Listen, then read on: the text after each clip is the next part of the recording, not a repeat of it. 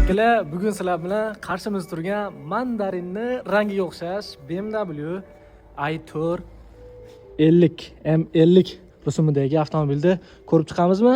Albatta ko'rib chiqamiz, faqat videoga bitta like bosib oxirigacha ko'ringlar va izohlarda o'z fikrlarni yozib qoldirsanglar, xudo xolasa.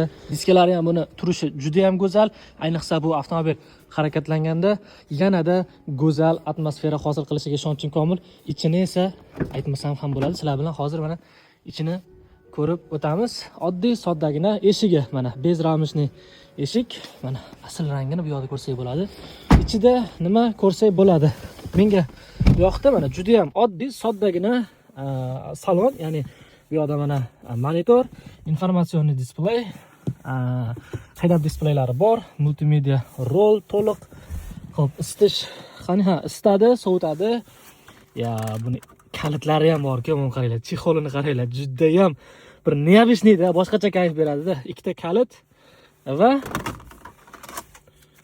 mana nefsi o'ziniki, bu ham kaliti.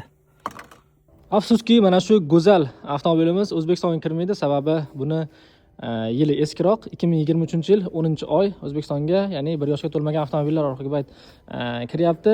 Lekin bu avtomobilimiz ham O'zbekistonga kirmagani bilan boshqa mamlakatlarga kirib ketadi. Xo'p, avtomobilda o'zini asl rangi gloss rang bo'lgan, mana bu yerdan ko'rsanglar bo'ladi, lekin buni keyin mandaringa, mana mandarin rangga xo'p o'zgartirishgan ekan. Juda ham ajoyib. Ikkala rang ham menga juda ham yoqdi. Ya'ni buni eski asl rangi gloss rang va hozirgi mandarin rangi ham wow, juda ham chiroyli chiqqan. Nima deylar? Orqasi ham qaranglar, juda ham keng ekan, o'zi ham. Otilishi ham katta. Va mana orqasi o'rindiqlar yana oldiga yotadi. Bilsanglar, bu yerda yana uzun joy hosil bo'ladi. Mana qaranglar. Kilometri 57.832 kilometr masofani bosib o'tgan, 197 kilometrga yetadigan zaryad qolgan avtomobil. 2 yukka motor, full elektrik motor hisoblanadi.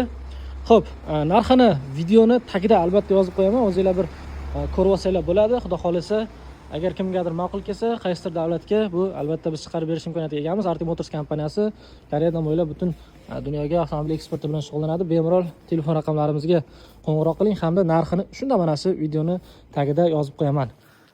Bizga doimiy aloqa vositalarimizga aloqaga chiqsangiz bo'ladi. Go'zallikni qaranglar buni.